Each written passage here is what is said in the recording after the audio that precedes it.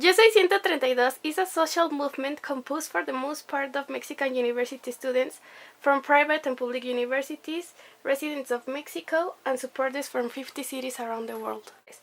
It began as an opposition to the Partido Revolucionario Institucional, better known as PRI, whose candidate was Enrique Peña Nieto.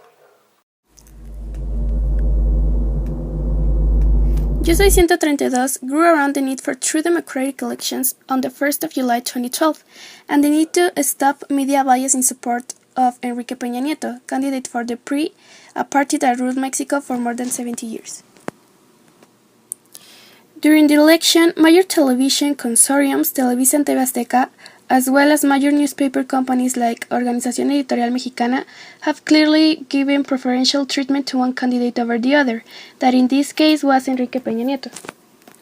On May 11, 2012, Peña Nieto visited the Universidad Iberoamericana, a private university where he expected to find support from the children of Mexico's privileged citizens. But contrary to that, he was received by hundreds of students protesting against him, and for the first time ever, he chose to publicly speak about his decision to set hundreds of police into the streets during the conflict of San Salvador Atenco in 2006, resulting in serious human rights violations. The candidate had difficulty in leaving the installations of the university. Then the main media outlets dismissed the protests, and top PRI representatives suggested that the students were not real students, but had been broader infiltrated by the left-wing party to stage the disruption.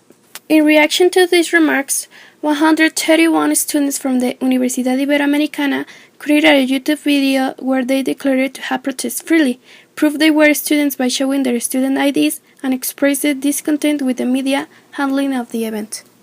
Future support for their plight was identified by the slogan Yo Soy 132, after others began expressing solidarity with the students by tweeting I'm the 132nd student, and the name Yo Soy 132 was coined. Afterwards, the hashtag was added to signalize the movement's connection to social networks, and it was just the beginning of the movement. Yo Soy 132 integrates to each fight the ideas of the various committees that make up the movement, with the important purpose to constitute permanent working forums to generate proposals on topics such as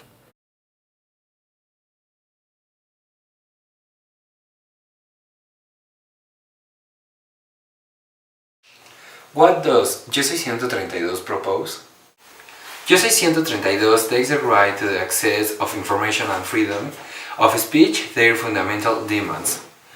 The movement leads its efforts toward the democratization of the media in order to ensure transparent information, plural and minimum standards of objectivity and critical thinking.